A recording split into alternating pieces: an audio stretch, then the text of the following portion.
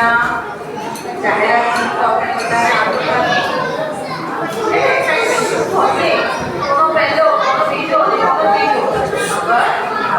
તો અત્યારે ચાલો આપણે હવે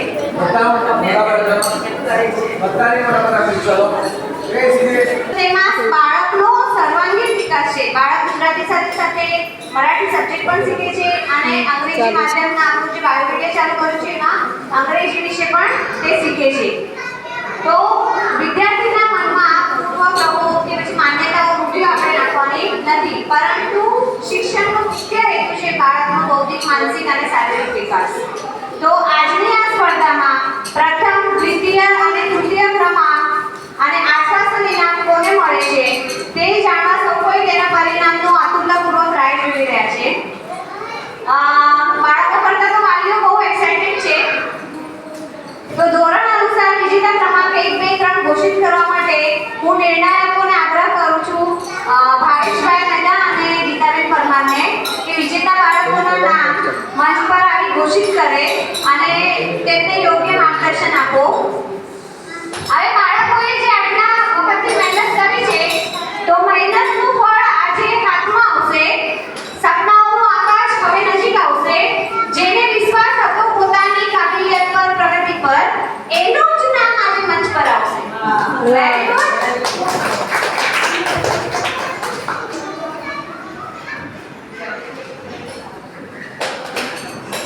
પહેલા તો જય શ્રી કૃષ્ણ. અરે ગુજરાતીઓ છો, જય શ્રી કૃષ્ણ બોલો. છોકરાઓ જોરથી જય શ્રી કૃષ્ણ. હવે લાગ્યું ને કે ગુજરાતીઓ છીએ આપણે, બરોબર? પહેલા તો બધાને ખૂબ અભિનંદન કે બધાએ જ બહુ જ સરસ રીતે મહેનત કરીને સ્પર્ધામાં ભાગ લીધો. સ્પર્ધામાં ભાગ લેવો જ ખૂબ જ અગત્યનો છે. તમે રેસમાં દોડો જ નહીં તો નંબર ક્યાંથી આવે? એટલે આ બધા સ્ટાફોએ જેમણે પણ મહેનત કરી છે, ઇનામ મળે કે ન મળે, પણ મહેનત કરવી બહુ જરૂરી છે. વાલીઓ ખાસ મહેનત ન કર્યાનો અફસોસ ન લેવો જોઈએ. તમને ઘણી બધી વાર તમને પણ થતો હશે કે હા મેં ભણવામાં થોડું ધ્યાન રાખ્યું હોત તો હું આજે કંઈક અલગ જગ્યાએ હોત. થતો હશે ને ઘણી વાર તમને લોકોને પણ. તો મહેનત ન કર્યાનો અફસોસ જીવનમાં ન થવો જોઈએ. એટલા માટે તમારે તમારું 100% પૂરેપૂરી મહેનત કરીને તમારે એ કાર્ય કરવું જોઈએ. પછી પરિણામ ભગવાન પર છોડી દો. પરિણામ કદાચ આજે પણ મળે, એ મહેનતનું પરિણામ પછી પાછળથી ભવિષ્યમાં પણ મળે, પણ મહેનત ન કર્યાનો અફસોસ ન હોવો જોઈએ. હવે વાલીઓને ખાસ કહેવાનું કે પહેલા તો તમારા પોતાના માટે તાળી પાડો એકવાર જોરદાર. આ તાળીઓ શેના માટે છે ખબર છે? તમે તમારા બાળકને હિંમત કરીને માતૃભાષાની શાળામાં મૂક્યા એના માટે. બાકી ઘેટા બકરા ક્યાં જાય? ઘેટા બકરા ક્યાં જાય છે? અંગ્રેજી માધ્યમમાં, બરોબર ને?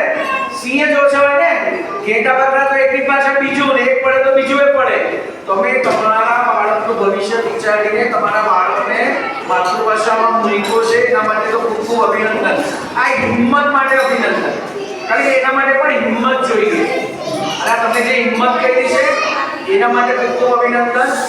હવે ફક્ત શાળામાં મૂકી દેવાથી ચાલશે કે? શાળામાં મૂકી દીધો તો બધું શિક્ષકો કરશે, એ ચાલશે નહીં ચાલે. જો તમારે તમારી આજની પરિસ્થિતિમાં બદલાવ લાવવો હશે તો પહેલા તમારે પોતે બદલવું પડશે. હવે તમારે કઈ રીતે બદલવાનું છે? પહેલા તો તમારામાં પોતાનામાં સ્વયં શિસ્ત લાવવી પડશે. તમારા ઘરના વાતાવરણમાં સ્વયં શિસ્ત લાવવી પડશે. તમે એને શું દઈ શકો? તમે કદાચ બહુ પૈસા ન દઈ શકો, સારી સુખ સગવડો ન દઈ શકો, પણ તમે એમને એવું વાતાવરણ આપી શકો કે જે કદાચ પૈસાવાળાના ઘરમાં પણ નથી. તમે સવારના પોરમાં વહેલા ઉઠીને નાહી ધોઈ તૈયાર થઈને ભગવાનની આગળ દીવો કરી અને ભજન ગાતા હોય તો તમારું બાળક એ શીખે. જો હંમેશા બાળક છે ને સમજવાથી ન શીખે. બાળક પોતે જે આપણે વર્તન કરીને વર્તન જોઈને શીખે. તો આપણે આપણા વાણી, વર્તન અને વ્યવહારમાં એવો બદલાવ લાવવો જોઈએ કે આપણું બાળક આપણું પરિવર્તન કરે. અને એટલા માટે તમે તમારા ઘરના વાતાવરણમાં એવો બદલાવ કરો કે તમે ઈચ્છો છો કે તમારા બાળકમાં સારા સંસ્કાર પડે, તો તમારે એટલું વાતાવરણ ઊભું કરવું જોઈએ. તમારા ઘરમાં સવારના નાઈ ધોઈને દીવો ધોવો જોઈએ. તમારા ઘરમાં કાળો બોલાવવાની બંધ થવી જોઈએ. તમારા ઘરમાં કોઈને વ્યસન હોય તો એને વ્યસન બંધ કરવાનો આગ્રહ કરવો જોઈએ અને વ્યસન બંધ પણ કરાવવું જોઈએ. શરૂઆત તમારાથી થવી જોઈએ. જો તમે બદલાશો તો તમારું બાળક પણ બદલાશે. બધું જ શાળામાંથી ન થઈ શકે. તમારે પણ કાર્ય કાલે વાગે ન વાગે તો તમારે અત્યારના જે તમારું બાળક છે એને હજી વધારે સારું કરવો છે તો તમારામાં પણ બદલાવ લાવવો પડશે. તમારે એની સાથે સમય દેવો પડશે. બાળક જેની સાથે રહે ને એના સંસ્કાર લે. એ તો માનો છો તમે કે બાળક જેની સાથે રહે, જેવા વાતાવરણમાં રહે એવા સંસ્કારો બાળકમાં આવે. તો તમારે જો તમારા જ સંસ્કાર બાળકમાં મૂકવા હોય તો સૌથી વધારે તમારે સમય આપવાનો હોય. તમે કદાચ કામ કરતા હોય, કામ પર જતા હોય તો પણ કોઈ ના પાડી છે કે કપડા ધોતા ધોતા બાળક સાથે વાત ન થાય. ઓ ગણપતિનું ગીત ગાયું તો એમના બા સાંભળો અહીંયા, હું અહીંયા ગણપતિ બાપાની જેમ બોલું છું. તો કોઈ ના પાડી છે કે કપડા ધોતા ધોતા કે રોટલી વણતા વણતા બાળક સાથે વાત ન થાય. તમે રોટલી વણતા વણતા બાળકને પૂછો કે આજે શાળામાં શું કરાયું, તું આજે કયું ગીત ગવડાવ્યું, કઈ કવિતા ગવડાવી, ગાતો ખરા, તને જે આજે વાર્તા કરાવડાવી બોલતો ખરા, તને આજે જે ઘડીઓ શીખવાડ્યો ઈ બોલતો ખરા. ચાલ આપણે બે સાથે ઘડીઓ બોલીએ. બાળકને ક્યાં ખબર છે કે તમને ઘડીઓ નથી આવડતો. બાળકને એમ લાગશે કે મારી મમ્મીને મારા પપ્પાને મારા ભણવામાં ઉત્સાહ છે તો બાળકનો પોતાનો પણ ઉત્સાહ ભણવામાં વધશે. એટલે તમારે બાળક સાથે અવિરતપણે સમય વિતાવવો પડશે. એની સાથે વાતો કરવી પડશે. બાળકને તમે એની સાથે એના જેવડા થઈને જીવો છો એ ખબર પડવી જોઈએ. એટલે તમારામાં બદલાવ બાળક માટેનો સમય બહુ જરૂરી છે. સંસ્કાર માટેનો કોઈ ક્લાસ ન હોય. સંસ્કાર આપણું જોઈને જ બાળકમાં આવે. અહીંયાથી તો શિક્ષકો પોતાની ભરપૂર પ્રયત્ન કરે છે.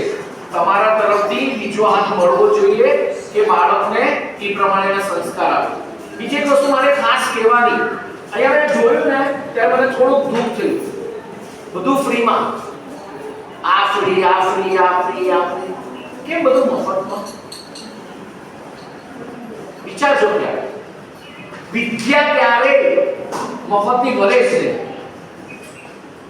2 રૂપિયા તો 2 રૂપિયા પણ આપો, 10 રૂપિયા તો 10 રૂપિયા પણ આપો. મફતની વિદ્યા ક્યારેય વધે નહીં. અને તમે રોજ 10 રૂપિયાના પેકેટ ખાવા માટે બાળકને આપો છો, આપો છો કે નહીં? તમારી જાન છોડાવવા માટે તમે 10 રૂપિયા આપી દો છો, પણ બાળકના ભવિષ્યને સારું કરવા માટે જે આટલી મહેનત કરીએ છે, જે આટલી બધી સરસ સગવડો તમને આપે છે, એના માટે તમારે કાંઈ નથી કરવું. આજથી નક્કી કરો કે ભાઈ અમે બીજી જગ્યાએ કરકસર કરશું, પણ અમે અમારા બાળકનું ભવિષ્ય જે શાળા બનાવી દે છે એ શાળાને અમારા તરફથી કાંઈક ને કાંઈક તો આપશું છે. આ બધું જ ફ્રીમાં. કારણ કે જો તમે અત્યારે ફ્રીની આદત રાખશો ને, તમારું બાળક આખી જિંદગી ટોપી ફેરવતો થઈ જશે. ઈ પણ એમ જ વિચારશે કે મને ક્યાંથી શું ફ્રીમાં મળે છે. આ હકીકતથી કહું છું, કારણ કે એના મગજમાં નાનપણથી જ નાખ્યું છે કે આ ફ્રીમાં મળ્યું છે. એટલે બધું ફ્રીમાં શોધતો થઈ જશે. આ ફ્રીમાં ક્યાંથી મળે છે, આ ફ્રીમાં ક્યાંથી મળે છે, પણ શું કામ ફ્રીમાં જોઈએ છે? બાળકને એવી આદત નાખવાની છે કે ભાઈ મહેનત કરીને મેળવીએ. તો અત્યારથી તમે પણ, હું એમ નથી કહેતો ચલો સગવડ નથી વ્યવસ્થા, થોડું પણ કાંઈ પણ કરીને થોડું પણ તમે આ શાળામાં કંઈક આપો તો બાળકને પણ આપવાની આદત પડશે. આ લીધે રાખવાની આદત નહીં પડે. અને આ આદત તમારે જ બદલાવવી પડશે. બાળકને રોજના 10 રૂપિયા પડીકાના નહીં આપો, એને ઘરેથી રોટલી ને શાક દઈને આપો. ઘરનો અહીંયાથી ગરમ ગરમ સરસ નાસ્તો મળે જ છે. કેમ રોજના 10 રૂપિયા પડીકાના આપવા તમારે? એ બચાવો એના માટે. તમે તમારું કામ કરતા ને બાળકને મોબાઈલ હાથમાં આપી દો તો બાળક પણ મોબાઈલ વાળો થઈ જશે. રોબોટ સાથે રમીને બાળક પણ રોબોટ થઈ જશે.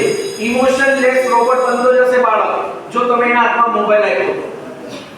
આ ઘરનું વાતાવરણ, ઘરની વિચારશક્તિ, આ બધું બદલવાનું કામ તમારું છે. અને જો એ તમે બદલશો તો હકીકતથી તમારું બાળક બદલાશે. કારણ કે જે તમે નથી કરી શક્યા એ તમારું બાળક કરે, એના માટેનું વાતાવરણ તમારે ઊભું કરવાનું છે. કરશો આશ્રી? બીજું અહીંયાથી ઘણું બધું મળે છે જે અંગ્રેજી માધ્યમના બાળકને નથી મળતું. તમને ખબર છે કે તમને શું મળે છે? તમારા બાળકને કૃષ્ણમયની ભક્તિ મળે છે. આજે જાગની ચાલવા શીખે છે ને, તો એને નાનપણથી જ ભક્તિ શું છે ખબર પડે છે. નાનપણથી જ એને બધા સંબંધોનું જ્ઞાન છે. એટલે વાણી, વર્તન, વ્યવહાર કોની સાથે કેવી રીતના કરાય એનો સૂચકો નાનપણથી પડે છે. નાનપણથી જ એને એના ભણતર દરમિયાન અલગ અલગ સંસ્કારો, અંધશ્રદ્ધા વિરુદ્ધના સંસ્કારો, પ્રકૃતિ પ્રેમ માટેના સંસ્કારો, શૂરવીરતાના સંસ્કારો, આ બધા જ સંસ્કારો એને ભણવામાં મળે છે જે કદાચ અંગ્રેજી માધ્યમના બાળકોને નથી મળતું. હવે તમારું બાળક જો આસાનીથી બહાર વગરનું ભણતર ભણતું હોય તો એની પાસે સમય મળે, એને ટ્યુશનમાં જવાની જરૂર નથી. તમે જબરજસ્તી બાળકને ટ્યુશનમાં નહીં મોકલો, એને પોતાની મેળે પાંગરવા દો, પોતાની મેળે શીખશે. અને બાળકને રોજ શાળામાં મોકલવાનો વિચાર કરો કે આજે બેનો ઘડિયો બોલાવ્યો હોય અને તમે તમારા બાળકને બીજા 2 દિવસ માટે ન મોકલો, ત્યારે 3નો ઘડિયો ચાલી ગયો હોય અને એ જ્યારે શાળામાં આવે ત્યારે 4નો ઘડિયો ચાલતો હોય, 3નો ઘડિયો ના આવડતો હોય તો 4નો ઘડિયો આવડે તો ગમે તે થાય. પણ આજે જે વાર્ષિક મહોત્સવ ત્યારે પણ આટલા બધા વાલીઓએ પોતાના બાળકોને લીધા વગર આવ્યા છે. તો આજે એબ્સેન્ટિઝમ છે ને એ બહુ ખતરનાક છે. તો વિચાર કરો ને કે થોડુંક ચાલો પછી બ્લેન્ક, પછી થોડુંક ચાલો પછી બ્લેન્ક. આ બાળક કેવી રીતે આગળ વધી શકે? તમે આને જોર જબરદસ્તી કરીને પ્રેમથી એને રોજ શાળામાં મોકલો, કારણ કે એની કન્ટિન્યુટી રહે. બીજા પછી 3નો જ ઘડિયો આવે, 3 પછી 4નો ઘડિયો આવે, કન્ટિન્યુટી રહે એની ભણવાની, એનો ઉત્સાહ જળવાઈ રહે. એટલા માટે શાળામાં રેગ્યુલર મોકલવું બહુ જરૂરી છે. અને આ તમે જ કરી શકો, તમારા સિવાય બીજું કોઈ ન કરી શકે. તમે 10 દિવસ માટે ગામમાં વયા જાઓ લગ્નમાં.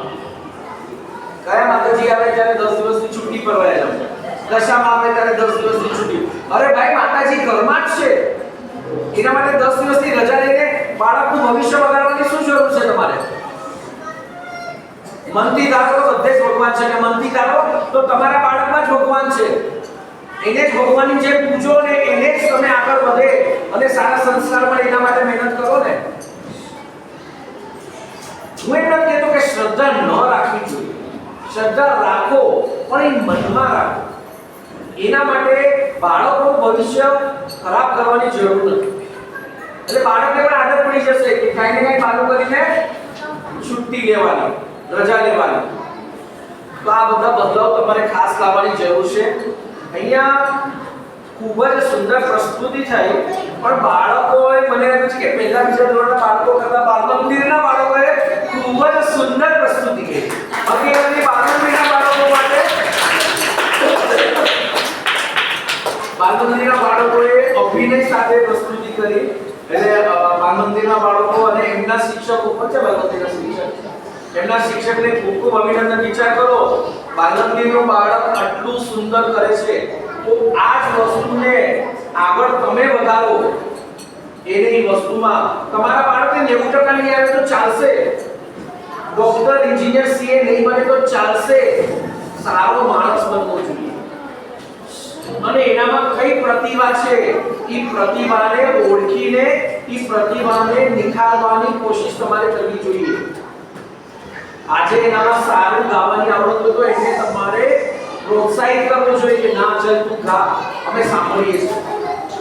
ખબર નથી કે ભવિષ્યમાં એક સારો ગાયક બની જાય તો સીએ, ડોક્ટર, એન્જિનિયર કરતા પણ આગળ વધી જાય ને. હીરાની કિંમત ક્યારે થાય? જ્યારે એને કટિંગ કરીને, શેપ આપીને, પોલિશ કરીને ચમકાવે તો હીરાની કિંમત થાય. અને આ તમારા બધા છે કાચા હીરા છે. એને અહીંયા કટિંગ કરવાનું કામ કોણ કરે છે? શિક્ષકો. પણ એને પોલિશ કરવાનું કામ તમારે કરવાનું છે. એને ચમકાવવાનું કામ તમારે કરવાનું છે. કરશો બધા જ? બાળકને જે ગમે, જે પ્રવૃત્તિમાં એમને ઇન્ટરેસ્ટ હોય એમાં એને સપોર્ટ કરો. ઈ ગલત રસ્તા પર ન જાય એના માટે કન્ટિન્યુઅસ એની સાથે રહ્યો, એની સાથે જીવો. તમે બાળકને લાગવું જોઈએ કે મારા માતા પિતા મારી સાથે છે. ઓકે, હવે ઇનામની જાહેરાત કરીએ આપણે.